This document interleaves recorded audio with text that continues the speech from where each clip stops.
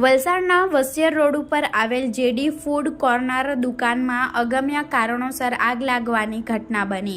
Fire વિભાગે ઘટના સ્થળે પહોંચી આગ ઉપર કાબૂ મેળવ્યો।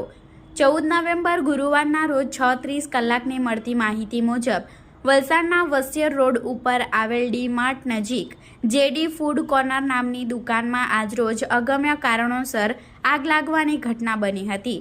આગ લાગતાની સાથે જ અફરાતફરીનો માહોલ સર્જાયો હતો। તાત્કાલિક ઘટના સ્થળે ફાયર વિભાગને જાણ થતાં ઘટના સ્થળે પહોંચી આવ્યું હતું અને પાણીનો મારો ચલાવી આગ ઉપર કાબૂ મેળવ્યો હતો। જો કે આગ લાગતાની સાથે જ આસપાસના આવેલી દુકાનના સંચાલકોના જીવ તાળવે ચોંટ્યા હતા।